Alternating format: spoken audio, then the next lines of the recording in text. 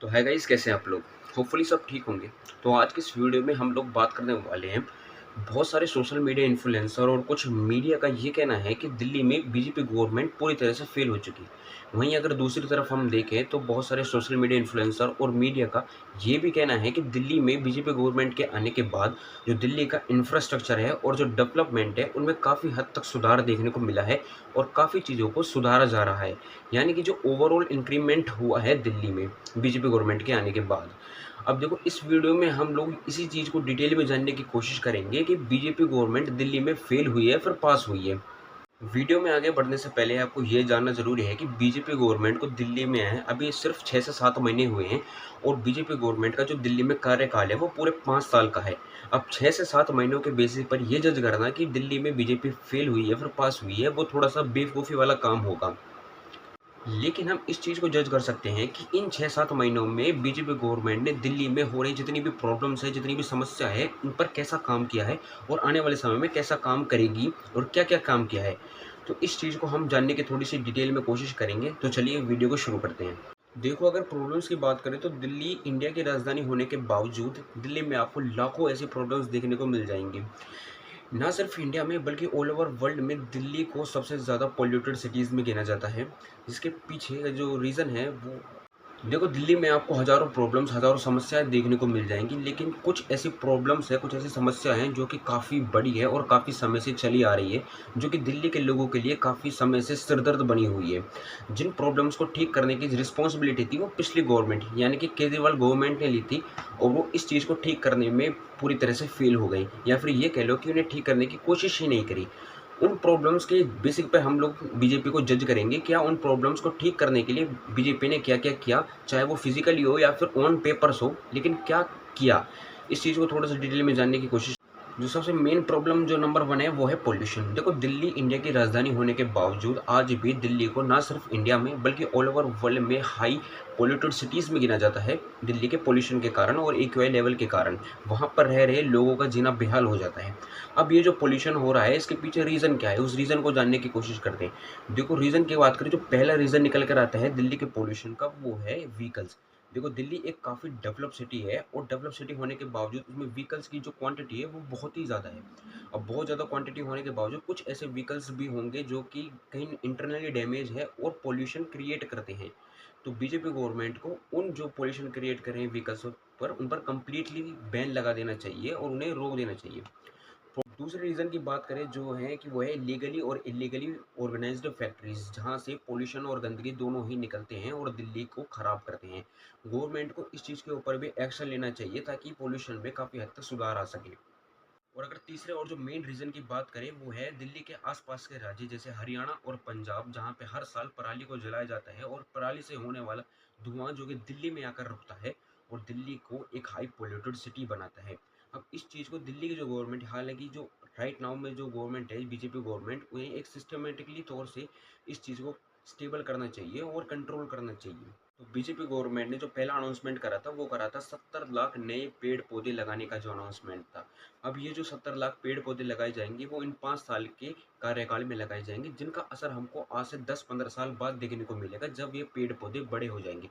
तो इस चीज़ का असर हमें अभी नहीं देखने को मिलेगा। दूसरी जो अनाउंसमेंट करी थी बीजेपी गवर्नमेंट ने वो करी थी इलेक्ट्रिकल व्हीकल्स की संख्या को बढ़ाना।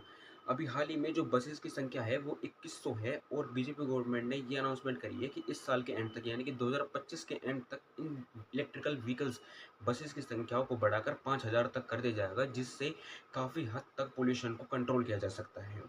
तो ये तो हो गए प्रॉब्लम नंबर 1। अब बात करते वाले हैं हम प्रॉब्लम नंबर 2 की, जो है इलीगल इमिग्रेंट्स। देखो, हर देश में आपको हज़ारों की संख्या में इलीगल इमिग्रेंट्स देखने को मिल जाएंगे, लेकिन अगर हम बात करें सिर्फ दिल्ली की, छोटे से पर्टिकुलर एरिया की, यहाँ पर आपको हज़ारों की संख्या में इलीगल इमिग्रेंट्स देखने को मिल जाएंगे, जो कि बांग्लादेशी और रोहिंग्या से आकर दिल्ली में बसे हुए हैं।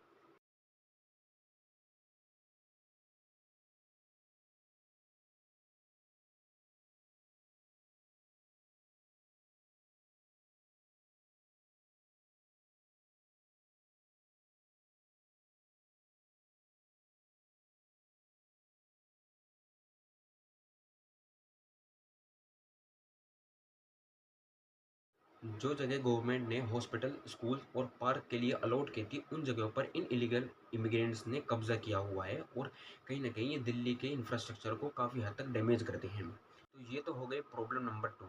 अब हम बात करने वाले जो सबसे मेन और जो सबसे बड़ी समस्या है, वो है यमुना रिवर, जिसको ठीक करने की जो रिस्पॉन्सिबिलिटी थी, वो पिछली गवर्नमेंट ने 2-3 प्लान से कहती आ रही है कि हम यमुना को साफ़ कर देंगे, हम यमुना को पीने लायक बना देंगे।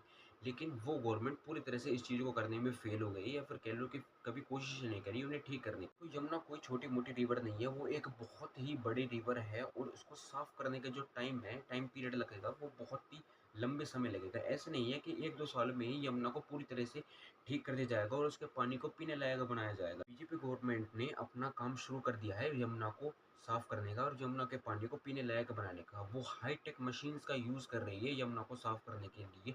हर जगह आपको हाईटेक मशीन्स देखने को मिल जाएँगी, जो यमुना को साफ़ करते हुए मिलेंगी। लेकिन यमुना को साफ़ करने से जो सबसे बड़ी प्रॉब्लम आती है, वो ये निकल कर आती है, वो है पब्लिक। पब्लिक का जो सिविक सेंस होना चाहिए इस चीज़ का, कि वो जो अपनी गंदगी है, वो अपने घरों में या फिर अपने डस्टबिन वगैरह में रखे और उन्हें नाले या फिर ऐसी चीज़ों में ना बहाए, जिसके चलते वो नालों के ज़रिए वो जो गंदगी है, वो यमुना में जाकर मिल जाती है और यमुना को कभी यमुना को जब तक साफ नहीं किया जा सकता, जबकि वहाँ की पब्लिक यानी कि दिल्ली की पब्लिक ये चीज़ें नहीं ऑर्गेनाइज़ कर देते एक सिस्टमैटिकली तौर पे, कि जितने भी कूड़े और जितनी भी गंदगी है, वो नालों में ना बहाकर अपने घरों में डस्टबिन में रखें। क्योंकि जब वो गंदगी को नाले में बहा देते हैं, तो वो नालों के ज़रिए वो यमुना में मिल जाती है और जिसके कारण यमुना कभी साफ नहीं हो पाएगी। अगर पब्लिक इस चीज़ को पूरे सिस्टमैटिकली अरेंज करे कि जितनी भी गंदगियाँ हैं, उन्हें एक अच्छी तरह से डस्टबिन वगैरह में रखें और नालों में ना बहाया जाए, तो यमुना को कहीं हद तक ठीक किया जा सकता है। जितनी रिस्पॉन्सिबिलिटी गवर्नमेंट की बनती है यमुना को साफ करने की, उतनी ही रिस्पॉन्सिबिलिटी आम लोगों की भी बनती है यमुना को साफ करने की। देखो, यमुना में जो गंदगी है, वो काफ़ी ऐसे कोई कुदरत का करिश्मा नहीं है। जो यमुना की गंदगी है, वो आप ही लोगों की लापरवाही के कारण हुई है, जो कि सालों से चली आ रही है। हम लोग इस चीज़ को समझ जाए और अपने घर के कूड़े कचरे को नाले में ना बहाकर डस्टबिन में रखने लग जाए, तो यमुना को काफ़ी हद तक सुधार देखने को मिलेगा और एक बार फिर से यमुना का पानी जो पीने लायक बन जाएगा और यमुना एक बहुत ही ज़्यादा खूबसूरत नदी के तौर पर निकल कर आएगी। तो आज की इस वीडियो में बस इतना ही। अगर वीडियो अच्छी लगी हो तो लाइक करें, चैनल को सब्सक्राइब करें और हाँ, वीडियो को शेयर ज़रूर करें। जय श्री राम, बाय बाय।